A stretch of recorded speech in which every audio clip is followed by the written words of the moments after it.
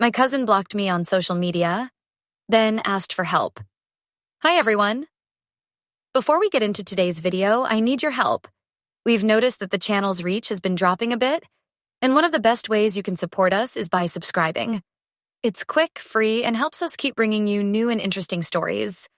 Your support means the world to us, and together we can grow this channel. Thank you so much. Now let's get to today's story. I'm writing from a temporary account for obvious reasons, and I've changed some details to protect my anonymity. I never thought I'd be the type of person to write about family drama on the internet, but here I am, sitting at my laptop at 2 a.m. trying to make sense of what happened between me and my cousin Maya. 6 months ago, she blocked me on every social media platform without explanation. Last week, she called me crying, begging for help. The irony isn't lost on me, and honestly, I'm still processing the whole thing. Maya and I grew up like sisters. Our moms are twins, and we lived just 3 blocks apart until we were teenagers. We shared everything: clothes, secrets, dreams, and even boyfriend's drama. She was the first person I called when I got into college, the one who held my hair back when I had food poisoning freshman year, and my maid of honor when I married Tom 5 years ago. I thought I was hers too, until life took us in different directions and everything changed. We're both 28 now, but somewhere along the way, our paths diverged dramatically. After college, I landed a marketing job at a tech startup that went public 2 years later. Suddenly, I had stock options, a downtown loft, and the kind of Instagram-worthy life that looks effortless but actually requires careful curation. Maya, meanwhile, struggled to find her footing. She bounced between jobs: barista, retail worker, freelance photographer, never quite finding something that stuck. She moved back in with her parents after a failed relationship, and I could see how much it hurt her pride. I tried to be supportive without being condescending. When she mentioned needing camera equipment for her photography, I bought her a professional lens for her birthday. When she was between jobs, I'd invite her to expensive dinners and discreetly pay the check. I recommended her for photography gigs through my network whenever I could. I thought I was being a good cousin, but looking back, I wonder if my help felt more like pity to her. The signs of tension were subtle at first. She'd take longer to respond to my messages. When I'd post about work achievements or weekend trips, she'd react with just a thumbs up instead of her usual enthusiastic comments. During family gatherings, conversations would feel slightly strained, like we were performing our closeness rather than genuinely experiencing it. The last time we hung out in person was at our grandmother's 85th birthday party in February. Maya seemed distant that day, making small talk instead of having our usual deep conversations. When our cousin Jake asked about her photography business, I jumped in to mention how talented she was and how I'd been trying to connect her with potential clients. Maya's smile looked forced, and she excused herself to help in the kitchen shortly after. I should have recognized that something was seriously wrong, but I was caught up in my own life. Work was demanding, Tom and I were house hunting, and I was planning a surprise anniversary trip for my parents. Maya's growing distance felt like a natural part of adult life. Everyone gets busy, right? The realization hit me on a random Tuesday in March. I was mindlessly scrolling through Instagram during my lunch break when I thought of a funny meme that would make Maya laugh. We used to send each other ridiculous content throughout the day, little inside jokes that kept us connected despite our busy schedules. But when I went to send it to her, I couldn't find her profile. At first, I thought it was a glitch. Instagram can be weird sometimes. I searched her name again, tried different spellings, even looked through my following list. Nothing. Confused, I switched to Facebook, then Twitter, then TikTok. Same result everywhere. It was like Maya had vanished from the internet entirely. My stomach dropped as the reality sank in. She hadn't deactivated her accounts. She had blocked me. Specifically, deliberately blocked me. I knew this because when I asked my coworker Jenny to search for Maya's Instagram, she found it immediately. The account was active, with recent posts I'd never seen. I stared at Jenny's phone screen in disbelief. There was Maya at what looked like a gallery opening, smiling and posing with people I didn't recognize. The caption talked about her latest photography exhibition, something she'd never mentioned to me. According to the date, the show had opened just 3 days after our grandmother's birthday party. The betrayal felt physical, like someone had punched me in the chest. We'd been messaging regularly up until a few weeks ago. There had been no fight, no harsh words, no obvious breaking point. How do you go from daily communication to complete digital exile without explanation? I called her immediately. The phone rang once, then went straight to voicemail. A clear sign I'd been blocked there too. Her voicemail message was cheerful and professional, asking callers to leave detailed messages for quicker responses. The normalcy of it made everything feel more surreal. "Maya, it's me," I said after the beep, trying to keep my voice steady. "I'm not sure what's going on, but I noticed I can't see your social media accounts anymore. Did something happen? Can we talk? I'm worried about you." She never called back. Over the next few days, I became obsessed with figuring out what I'd done wrong. I replayed our last conversations, analyzed every interaction at the birthday party, wondered if I'd said something offensive without realizing it. I asked my mom if she'd heard anything from Aunt Linda, Maya's mother, but apparently everything seemed fine from her perspective. The not knowing was torture. I'm the type of person who needs closure, who talks through problems until they're resolved. This silent treatment felt like emotional warfare, and I had no idea why I was under attack. 2 weeks later, I swallowed my pride and reached out to Jake, our cousin who's always been good at staying neutral in family drama. I tried to sound casual when I asked if he'd talked to Maya lately. "Yeah, actually," he said. "She's doing really well. Her photography business is taking off. She had that gallery show last month. Did you see the pictures? She looked so happy." My heart sank. I must have missed them. "How did the show go?" "Amazing, from what I heard. She sold several pieces and got commissioned for some corporate work. She's finally found her groove, you know? It's nice to see her confident again." Jake's enthusiasm was genuine, and I was happy for Maya's success, truly. But the fact that I'd been completely excluded from this major milestone in her life hurt more than I could express. We used to celebrate each other's victories together. Now I was learning about her achievements secondhand, like a distant acquaintance. "That's wonderful," I managed. "Tell her I said congratulations if you talk to her." There was a pause. "Is everything okay between you two?" She seemed, I don't know, different when I mentioned you at the show. "Different how?" "Just kind of shut down. Changed the subject really quickly. I figured maybe you'd had some kind of argument." So she was actively avoiding even mentions of me. This wasn't just social media blocking. This was complete erasure from her life. I tried texting her from Tom's phone a few days later, thinking maybe she'd blocked my number, but not his. "Hey, Maya. It's Sarah using Tom's phone. I'm trying to reach you, but haven't heard back. Is everything all right? I miss talking to you." The message showed as delivered, but there was no response. After a month of silence, I decided to try a different approach. I wrote her a letter, an actual, physical letter, and mailed it to her parents' house where she was still living. In it, I apologized for whatever I'd done wrong, asked her to help me understand what had happened, and told her how much our relationship meant to me. 2 weeks passed with no response. Then I got a text from an unknown number. "Stop trying to contact me. I need space right now." The message was so cold, so unlike the Maya I knew, that I almost didn't believe it was from her. But the number matched when I called our mutual friend Rebecca to verify. It was definitely Maya, and she was definitely done with me. That text broke something in me. The Maya I grew up with wouldn't have been so cruel, so dismissive. Even if she was angry about something, she would have at least told me what I'd done wrong. This silent punishment felt like psychological torture, and I realized I was dealing with someone I didn't recognize anymore. I stopped trying to contact her after that. What was the point? She'd made her feelings clear, even if her reasons remained a mystery. I threw myself into work, focused on my marriage, and tried to pretend it didn't hurt every time someone mentioned her name at family gatherings. The hardest part was the family events. Maya would be there, laughing and chatting with everyone except me. She'd acknowledge me with polite nods and forced smiles, the kind of superficial courtesy you'd show a stranger.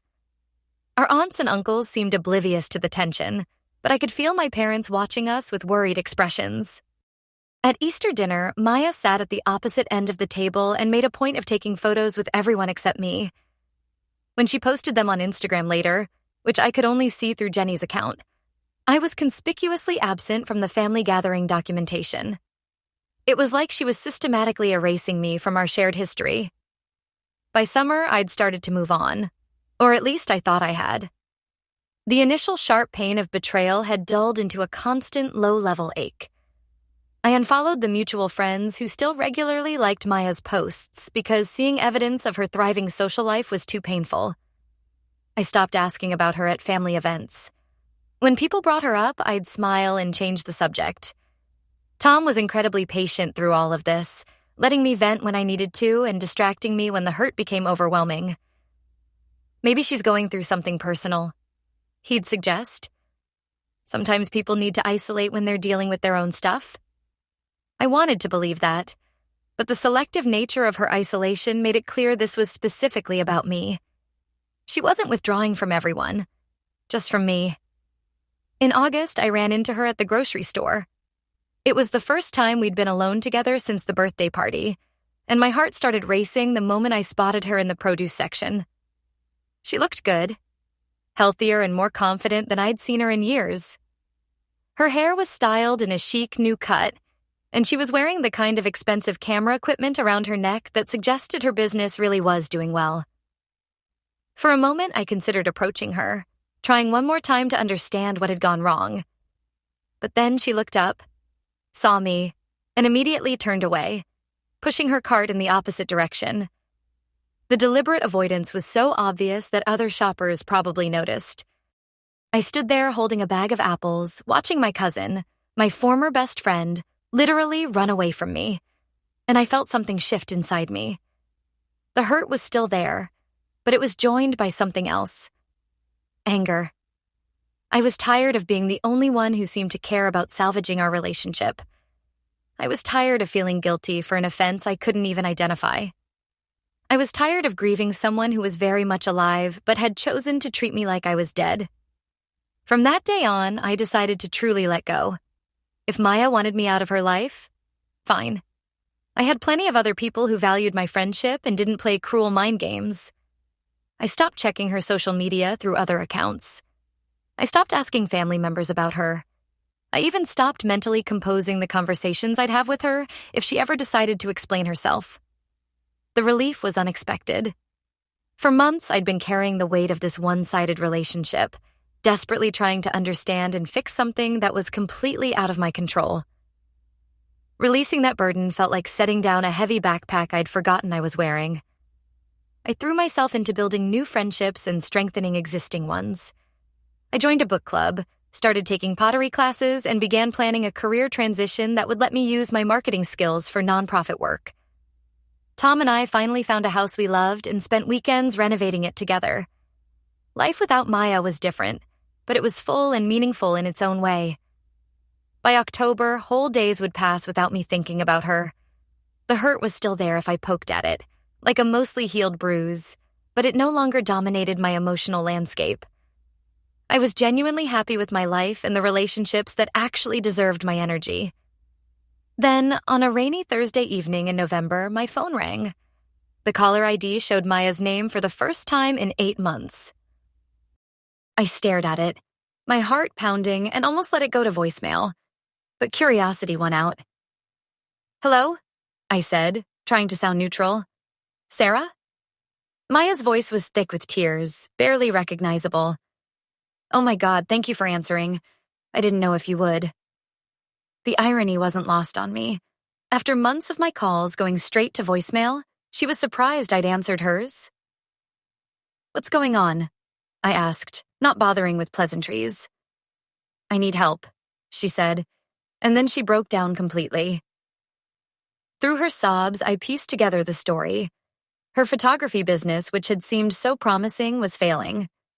The gallery show that had felt like her big break had actually been a financial disaster. She'd spent more on marketing and prints than she'd made in sales. The corporate clients Jake had mentioned had turned out to be low-paying gigs that barely covered her expenses. Worse, She'd made some poor financial decisions in the flush of what she thought was success.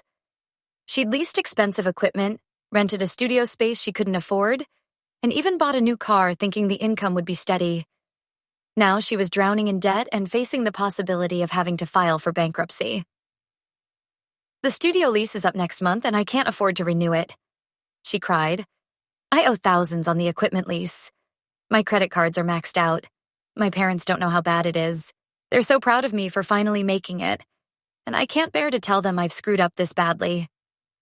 I listened to her desperation with a mixture of sympathy and disbelief. This was the first conversation we'd had in nearly a year, and she was asking for money? "What do you need?" I asked carefully.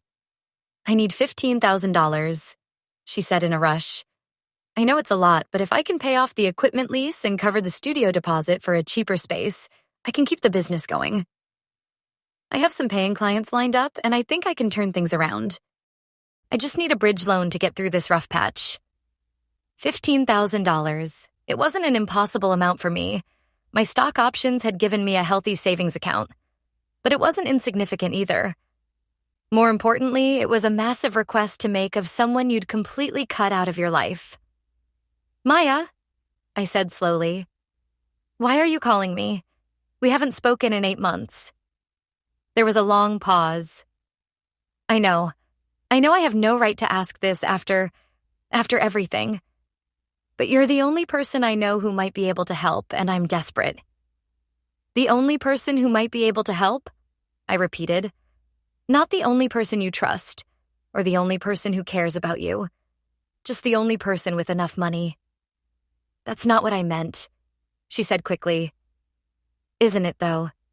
You blocked me everywhere, refused to explain why, treated me like I didn't exist for months.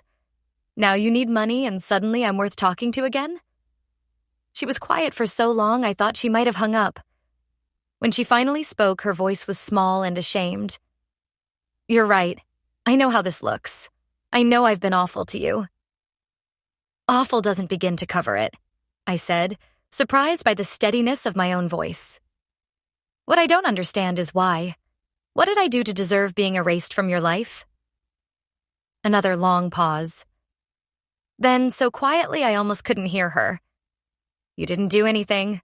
That was the problem." "I'm going to need you to explain that." Maya took a shaky breath. "Do you remember at Grandma's party when you jumped in to talk about my photography business?" "Vaguely. I was trying to support you." "I know you were. That's what made it so much worse." I waited for her to continue. I was finally at a place where I felt confident about something, where I was proud of my work and ready to talk about it myself. And then you swooped in like you always do, managing my conversations, networking for me, making sure everyone knew how much you were helping me. It felt like you still saw me as the failure cousin who needed rescuing. The words hit me like a slap. "That's not how I see you." "Isn't it? When was the last time you asked for my advice about anything?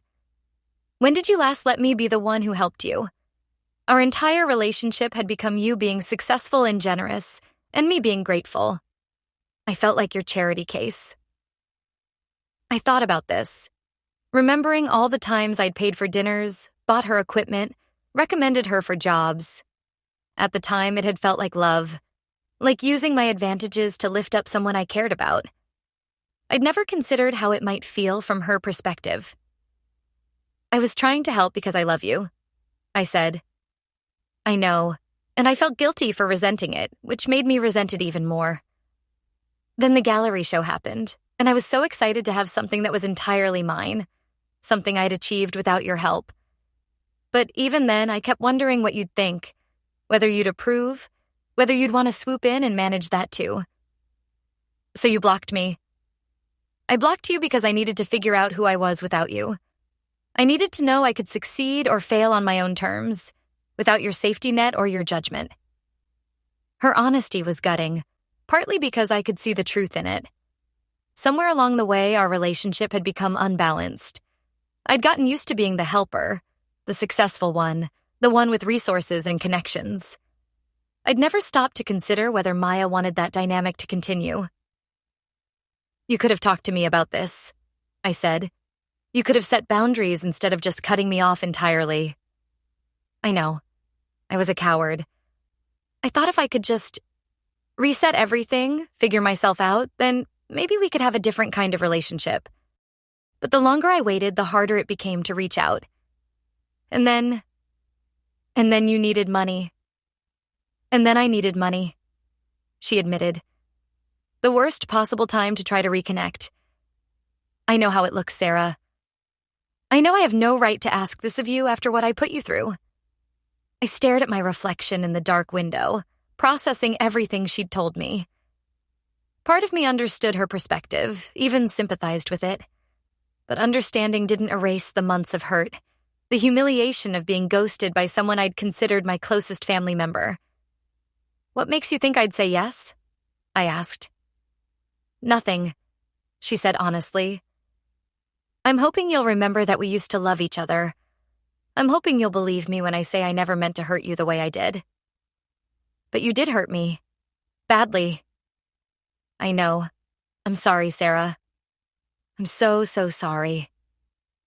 The apology felt genuine, but it also felt strategic. How much of her remorse was about truly recognizing the pain she'd caused, and how much was about getting what she needed from me now? I need time to think about this, I said. Of course. I understand. Thank you for even listening to me. After we hung up, I sat in my kitchen for hours, staring at my phone and trying to process the conversation. Tom found me there when he got home from his evening run, still in the same position I'd been in when the call started. That was Maya, I told him. I figured. How do you feel? I have no idea. He sat down across from me, still sweaty from his run, but not seeming to care. What did she want? I told him everything. The apology, the explanation, the money request. He listened without judgment, occasionally asking clarifying questions, but mostly just letting me work through my thoughts out loud. $15,000 is a lot of money, he said when I finished. We can afford it. That's not what I meant.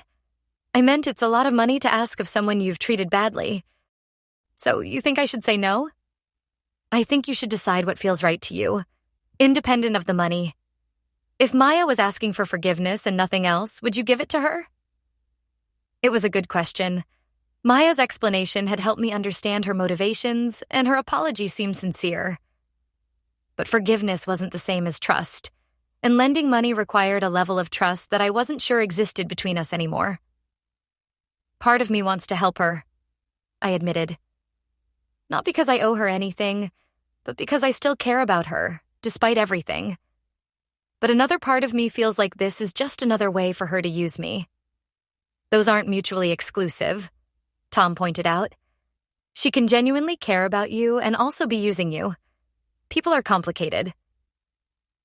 Over the next few days, I went back and forth on the decision dozens of times. I talked to my parents, who were shocked to learn about the extent of our falling out. They'd noticed tension at family gatherings, but hadn't realized how bad things had gotten. My mom was inclined to encourage reconciliation, while my dad was more skeptical of Maya's motivations. I also did some research. Through mutual connections and some light social media stalking, I confirmed that Maya's business really was in trouble. The gallery show had been real, but it hadn't been the success story she'd initially projected. She had taken on clients, but they were mostly small, low-paying jobs that barely covered her expanded overhead. On Friday, 3 days after her call, I made my decision. I called Maya back. I'll loan you the money, I said without preamble. But there are conditions. I could hear her relief through the phone. Anything. Name it. First, this is a loan, not a gift. We'll draw up a formal agreement with a repayment schedule and reasonable interest. I want this to be a business transaction, not a favor that creates ongoing obligation or resentment. Absolutely, that's fair. Second, I want monthly financial updates on your business. Not because I want to control what you do, but because if I'm investing in your success, I want to know how my investment is being used. That makes sense. Third, and most importantly, this loan doesn't restore our relationship. If you want to rebuild our friendship, that's a separate conversation that will take time and effort from both of us. but it can't be contingent on the money, and the money can't be contingent on the relationship. Maya was quiet for a moment. I understand. Sarah, thank you. You have no idea what this means to me. I hope you understand that I'm doing this because I still care about you, not because I think you deserve it after how you treated me. I do understand, and I know I have a lot of work to do to earn back your trust. We both have work to do, I said. I've been thinking about what you said, about our dynamic. You weren't entirely wrong. I did get comfortable being the one with all the resources and connections. I liked feeling needed, and maybe I didn't always check whether my help was actually wanted.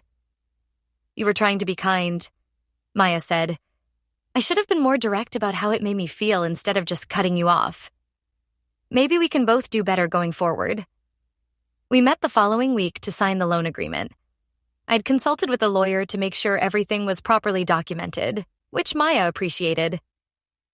Seeing her in person was strange, familiar but also foreign, like running into an old friend from high school who'd changed in ways you couldn't quite identify. She looked tired and stressed, which made sense given her financial situation, but also more mature than I remembered. The confidence I'd seen at the grocery store was still there, tempered now by the humility that comes from facing real consequences for your choices. I know this is awkward, she said as we sat in the lawyer's office reviewing the documents. I know I have no right to expect anything from you after what I did. You're right, it is awkward, I agreed. But that doesn't mean it's wrong. Sometimes helping someone is awkward. Sometimes relationships are awkward.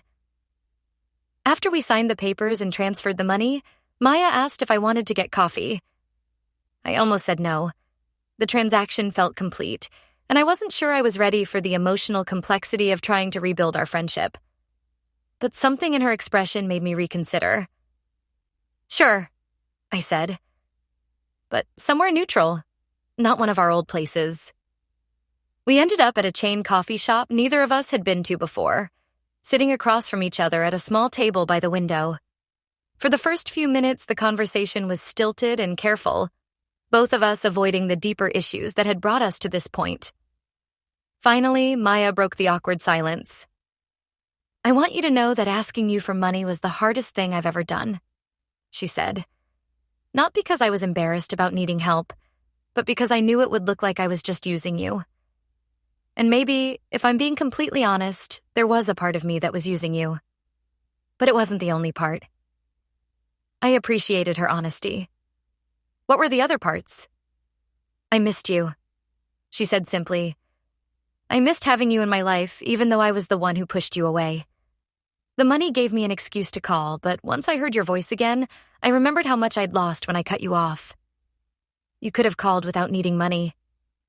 I could have, but I don't know if I would have. Pride is a hell of a thing. We talked for 2 hours, covering everything from her business struggles to my career transition plans to the weird family dynamics we'd both been navigating since our falling out. It felt like catching up with an old friend, which I suppose was exactly what it was. I don't know if we can go back to the way things were, I told her as we were getting ready to leave.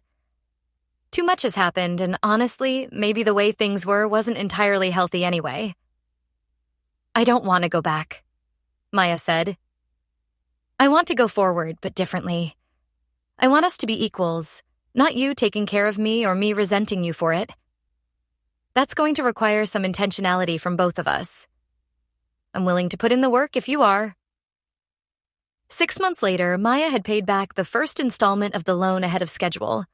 Her business wasn't thriving exactly, but it was stable. She'd downsized to a smaller, more affordable studio and was focusing on steady corporate work rather than chasing gallery dreams.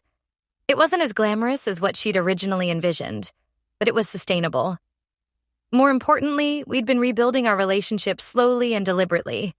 We met for coffee once a month, updating each other on our lives and working through the complicated feelings that remained from our year of estrangement. Maya was making an effort to ask me for advice and support in ways that felt reciprocal, rather than one-sided. I was learning to step back and let her solve her own problems instead of rushing in with solutions. It wasn't the effortless intimacy we'd shared as kids, but it was something more mature and intentional. We were learning to be adult relatives who chose to be in each other's lives rather than childhood friends who assumed they always would be. The money had been the catalyst for reconnection, but it hadn't been the foundation for rebuilding trust. That had required dozens of small interactions, difficult conversations, and the willingness from both of us to acknowledge our roles in the original breakdown. Looking back, I'm grateful that Maya called me that night, even though her motivations were complicated. It forced us both to confront the unhealthy patterns in our relationship and gave us a chance to build something better. Not all relationships can or should survive such a dramatic rupture, but ours was strong enough at the core to withstand some honest examination and restructuring. I learned that helping someone you love isn't always as straightforward as writing a check or making an introduction. Sometimes the most loving thing you can do is step back and let someone find their own way, even if it means they might fail. And sometimes the most loving thing you can do is say yes when someone asks for help, even if the request comes at an inconvenient time and from someone who hasn't earned your generosity. Maya taught me that pride can be both destructive and protective, that sometimes people need to push you away in order to figure out who they are without you. Her year-long silent treatment had been cruel and unnecessary, but it had also been her way of trying to become the person she wanted to be, rather than the person our dynamic had made her feel like. The $15,000 I loaned her wasn't just a bridge to help her business survive. It was a bridge back to each other. Not to the relationship we'd had before, but to the relationship we could have if we were both willing to do the work of building it consciously, rather than just letting it exist out of habit and proximity. As I write this, Maya still has $8,000 left to pay back. But our relationship is no longer defined by debts and obligations, financial or emotional. We're two adults who share a history, who've hurt each other and forgiven each other, who've learned to love each other more honestly than we did when love felt automatic and uncomplicated. Sometimes I wonder what would have happened if I'd said no when she called that night. Would we have found our way back to each other eventually? Or would that have been the permanent end of our connection? I'll never know for sure, but I'm glad I didn't have to find out. Some relationships are worth the risk of being used, worth the awkwardness of complicated forgiveness, worth the hard work of starting over. Maya may have blocked me on social media and asked for help in the same year, but in the end, she gave me something more valuable than what I gave her. She gave me the opportunity to choose our relationship consciously, to decide it was worth fighting for even when it would have been easier to walk away.